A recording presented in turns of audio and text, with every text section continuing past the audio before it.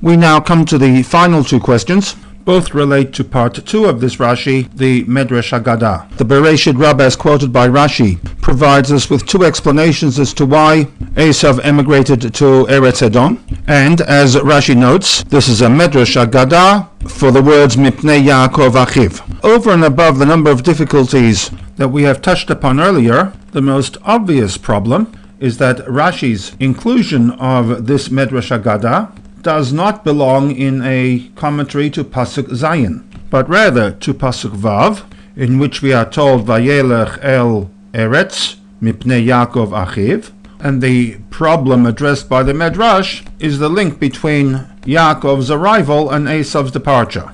In fact, Rashi himself writes that he's about to present a Medrash Haggadah to the words Mipnei Yaakov Achiv, and therefore what Rashi should have done was to have attached this entire Medrash Haggadah segment to Pasuk Vav rather than to Pasuk Zayin. The implication, of course, is that the introduction of the Medrash Haggadah to Mipnei Yaakov Achiv is closely related to the words V'lo yachla eretz megureihem. Finally, question 10, in which we shall address the issue of content of this Medrash. The thrust of the Medrash Haggadah is to explain the Mipnei Yaakov Achiv, the link between Esav's departure and Yaakov's arrival, the link being that Esav did not wish to participate in the covenantal agreement at the Brit Bein HaBetarim, in that it would also entail a 400-year exile. The problem here lies in the fact that this debt of exile was not one that was owed to Yaakov, as Rashi suggests, but rather one that emanated from Avraham Avinu 200 years earlier.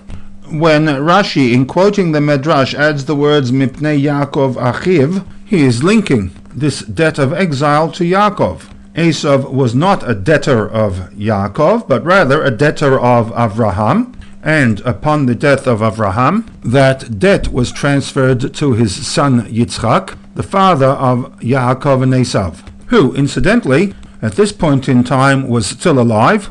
He died in the year 2228.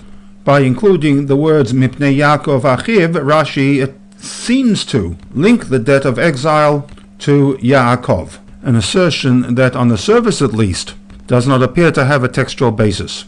With this, we bring to a conclusion the set of 10 questions that the Rebbe has raised regarding Rashi's commentary to Pasuk Zayin. Before moving on to part 3, we shall step through the 10 questions, albeit very briefly.